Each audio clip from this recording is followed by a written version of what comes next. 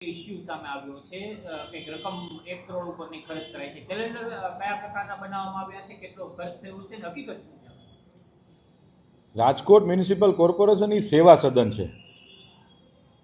આ લોકો માટે કામ કરતી આ સંસ્થા છે. રાજકોટ મહાનગરપાલિકા કે કોઈ પણ મહાનગરપાલિકા હોય, રાજકોટ મ્યુનિસિપલ કોર્પોરેશન દ્વારા નક્કી કરવામાં આવ્યું કે રાજકોટના જે લોકો છે, જે નિયમિત ટેક્સ ભરે છે, એને હિન્દુ પ્રણાલી મુજબ એક કેલેન્ડર આપવું. જેવી રીતે ટેક્સમાં અમે લોકો ડિસ્કાઉન્ટ આપતા હોઈએ છીએ કે એડવાન્સ ટેક્સ ભરે 10%, 15%નો જે સ્લેબ છે એ મુજબ, એવી રીતે નવું નક્કી કર્યું કે ભાઈ આ વખતે મોટા પ્રમાણની અંદર રાજકોટના લોકોને ટેક્સ આપવો જોઈએ, કેલેન્ડર આપવા જોઈએ. એ બેઝ ઉપર રાજકોટ મ્યુનિસિપલ કોર્પોરેશને કેલેન્ડર બનાવ્યા. ગઈકાલે પ્રિન્ટ મીડિયાની અંદર જે ઇસ્યુઝ આવ્યા હતા, એ ઇસ્યુને લઈને આપને જવાબ આપવા માગું છું કે કોઈ પણ જાતનું એમાં કશું કાંઈ ખોટું નથી થયું. 2011ની અંદર જ્યારે રાજકોટ મ્યુનિસિપલ કોર્પોરેશને કેલેન્ડર બનાવ્યા હતા ત્યારે 52 રૂપિયાનો ખર્ચ થયો હતો, ને આ વખતે 102 રૂપિયાનો ખર્ચ થયો. 14-15 વર્ષ પછી પાછી પ્રણાલી રાજકોટ મહાનગરપાલિકાએ ચાલુ કરી છે.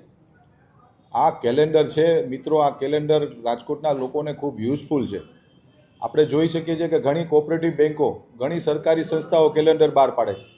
અને હાલમાં જ માનનીય ભૂપેન્દ્રભાઈ પટેલની ભારતીય જનતા પાર્ટીની સરકારે પણ કેલેન્ડર બહાર પાડ્યું છે. સરકારે, રાજ્ય સરકાર જ્યારે કેલેન્ડર બહાર પાડતી હોય ત્યારે રાજકોટ મહાનગરપાલિકાએ પણ કેલેન્ડર બહાર પાડવામાં આવ્યા છે. વિકાસ કામો માટે કોઈ મની ક્રાઇસિસ નથી હોતી.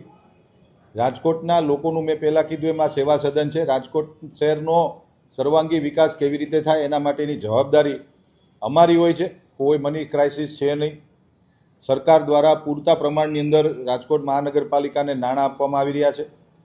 જોઈએ એટલા નાણાં માગો પણ વિકાસ કરો, લોકોને સાથે રાખીને કામ કરો, એના માટેની છે. કોઈ મની ક્રાઇસિસ છે નહીં.